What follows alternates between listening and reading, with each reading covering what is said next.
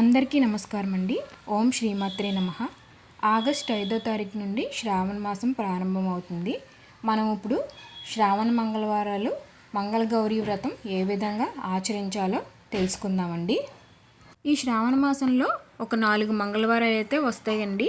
ఈ 4 మంగళవారాల్లో మంగళగౌరీ వ్రతాన్ని అయితే ఎవరికైతే ఆనవాయితీ ఉందో వాళ్ళైతే ఈ మంగళగౌరీ వ్రతాన్ని ఆచరిస్తారండి. లేని వాళ్ళు కూడా సింపుల్గా భక్తి శ్రద్ధలతో ఈ మంగళగౌరీ వ్రతాన్ని అయితే ఆచరించవచ్చు. ఏ విధంగానో ఇప్పుడు తెలుసుకుందామండి మనం.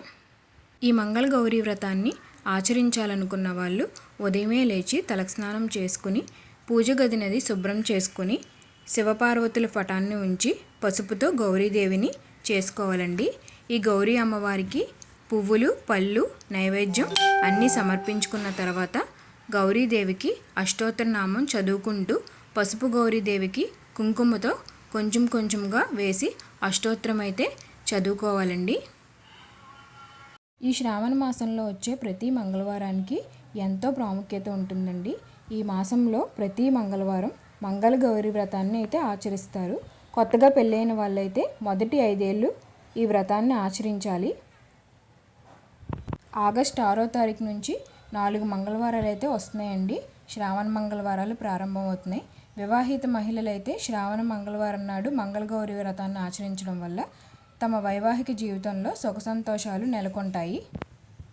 పెళ్లి కాని స్త్రీలు ఈ మంగళగౌరీ వ్రతాన్ని ఆచరించినట్లయితే మంచి భర్త వస్తారని మన నమ్మకం అండి. అలాగే ఈసారి శ్రావణ మాసంలో తొలి శుక్రవారం ఆగస్ట్ 9వ తారీఖు వస్తుంది. ఈ పవిత్రమైన రోజున లక్ష్మీదేవికి ప్రత్యేక అనుగ్రహం పొందడానికి అనుకూలంగా ఉంటుందండి. అంతేకాకుండా పౌర్ణమి ముందు వచ్చే రోజున శుక్రవారం వరాలిచ్చే తల్లి వరలక్ష్మి వ్రతాన్ని ఆచరిస్తామండి. ఈ పవిత్రమైన రోజు వరలక్ష్మీదేవి వ్రతాన్ని ఆచరించినట్లయితే మనకి ఆదాయం, సుఖ సంతోషాలు, అష్టైశ్వర్యాలు కలుగుతాయండి. ఈ వ్రతాన్ని ఆచరించడం వల్ల మహిళలకు సౌభాగ్యకరమైన 5వ తరం కలకాలం నిలుస్తుందండి. ఈ వీడియోలో చెప్పినట్లుగా మంగళగౌరీ వ్రతాన్ని పూర్తి చేసుకున్న తర్వాత 5గురికి కానీ 11 మందికి కానీ ముత్తైదువులకి తాంబూలం అయితే సమర్పించుకోవాలండి. అంతేనండి. అమ్మదై ఉంటే అన్నీ ఉన్నట్లే. మా వీడియోస్లో కంటెంట్ అనిపిస్తే మా వీడియోస్ని లైక్ చేయండి, షేర్ చేయండి. మరిన్ని వీడియోస్కి సబ్స్క్రైబ్ చేయడం మాత్రం మర్చిపోకండి. ధన్యవాదాలు.